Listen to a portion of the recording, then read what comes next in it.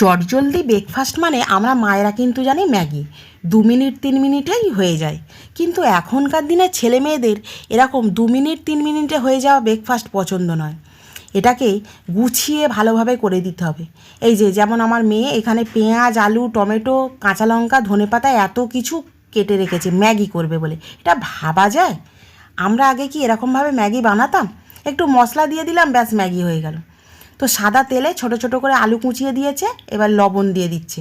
আর আমাকে তো বানাতেই দেয়নি, আর আমিও খেয়ে দেখেছি, আমার থেকে ম্যাগিটা বেটার বানায়, আমি এত ভালো পারি না।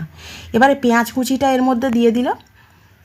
তাহলে লবণ, আলু আর পেঁয়াজ কুচি একসাথে নাড়াচাড়া করতে করতে এর মধ্যে টমেটো আর কাঁচা লঙ্কাটাও দিয়ে দিল।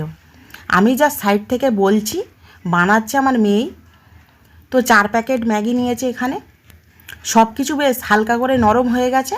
এবার এর মধ্যে ধনে গুঁড়ো, জিরে গুঁড়ো দিয়ে হালকা নাড়াচাড়া করে নিচ্ছে, আর কাপে করে আবার জলও দিয়ে দিচ্ছে। দেখছি ভালোই পরিপাটি করে করছে কাজটা। এবারে 4 প্যাকেট ম্যাগি ভেঙে দিয়ে দিল এর মধ্যে।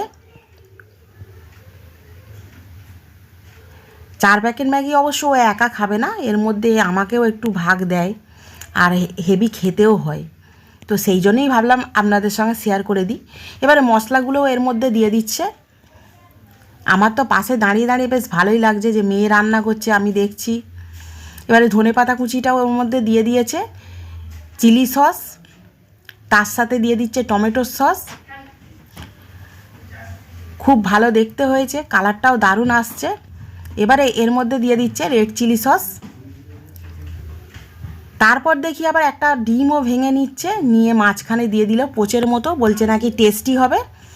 তো খুব ভালো দেখতেও হয়েছিল। আর ভিডিওটা যদি ভালো লাগে প্লিজ আপনারাও বাড়িতে বানাবেন, খেতে কিন্তু একদম অসাম হয়েছিল।